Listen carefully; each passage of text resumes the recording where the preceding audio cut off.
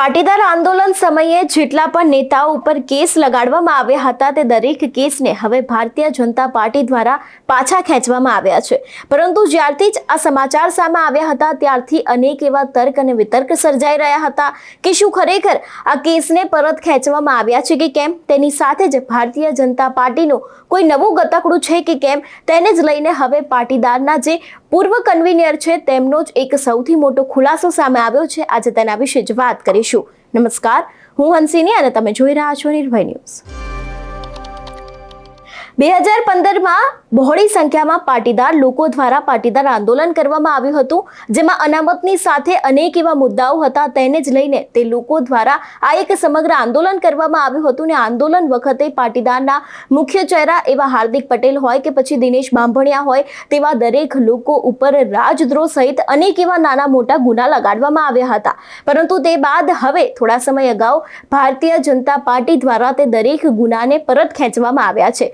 જ્યારથી આ ગુનાને પરત ખેંચવામાં આવ્યા છે ત્યારથી દરેક સમાજના લોકો તો મેદાને આવી જ રહ્યા છે, પરંતુ અહીંયા સવાલ એક એ ઊભો થાય છે કે શું ભારતીય જનતા પાર્ટીનું કોઈ નવું ગતકડું છે? કારણ કે હવે 16 ફેબ્રુઆરીએ સ્થાનિક સ્વરાજ્યની ચૂંટણી આવી રહી છે અને ચૂંટણી આવતાની સાથે જ આવી જ રીતે ગુનાઓને પરત ખેંચવા એના માટે થઈને ભારતીય જનતા પાર્ટી દ્વારા શું ફરી એક વખત કોઈ નવી ગેમ રમવામાં આવી રહી છે કે કેમ, તેને જ લઈને એક સૌથી મોટો ખુલાસો સામે આવ્યો છે। પાસના પૂર્વ કન્વીનર છે નરેન્દ્ર પટેલ, તે શું કહી રહ્યા છે આ વિષયને લઈને તે સાંભળીએ। નમસ્કાર। આજે જે દિનેશ બાંભણિયા અને સરકારે જે કહ્યું છે કે કેસો પાછા ખેંચવાની વાત, એ તો ખરેખર આ ગતકડું હોય એવું લાગે છે। આ સ્થાનિક સ્વરાજ્યની ચૂંટણી કુદાવવા માટે અને લોકોનો સહાનુભૂતિનો લાભ લેવા માટે આ કેસો પાછા ખેંચવાનું ગતકડું સરકારે કર્યું હોય એવો મારો સીધો આક્ષેપ।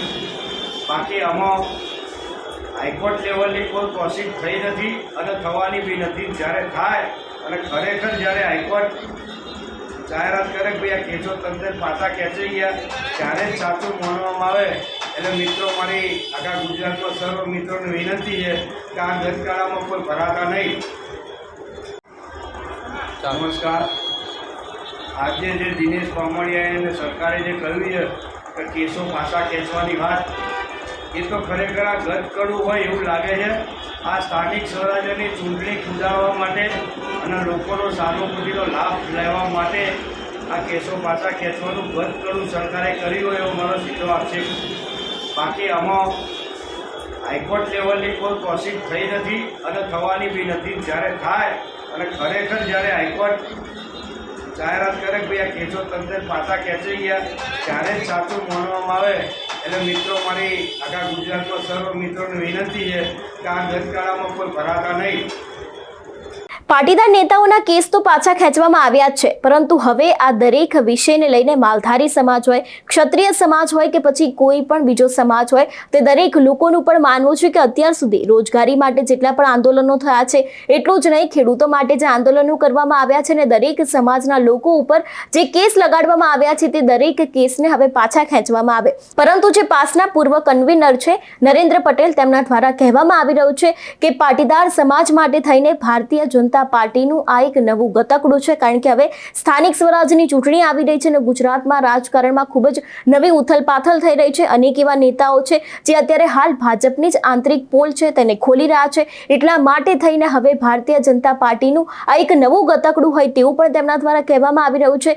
એટલું જ નહીં, હવે કદાચ આને લઈને અનેક એવા લોકો છે તે પણ મેદાને આવી શકે છે। જો કે અત્યાર સુધી નરેન્દ્ર પટેલ જેવા કેટલાય લોકો હશે તે દરેક લોકોના મનમાં એક એ જ સવાલ છે કે સ્થાનિક સ્વરાજની ચૂંટણી આવી રહી છે એટલા માટે થઈને ભારતીય જનતા પાર્ટી દ્વારા પાટીદાર સમાજના કેસોને પરત ખેંચવામાં આવી રહ્યા છે તેવું અત્યારે પાટીદાર લોકોમાં ને લોક ચર્ચામાં ચર્ચાઈ રહ્યું છે અને દરેક લોકોના મનમાં પણ અત્યારે હાલ આ એક જ સવાલ છે કે શું ખરેખર પાટીદાર લોકોના કેસ એટલા માટે પાછા ખેંચવામાં આવ્યા છે કે ખરેખર ગુજરાતમાં સ્થાનિક સ્વરાજની ચૂંટણી આવી રહી છે અને આ ચૂંટણીના કારણે રાજકારણમાં સૌથી મોટો ગરમાવો પણ આવી શકે છે।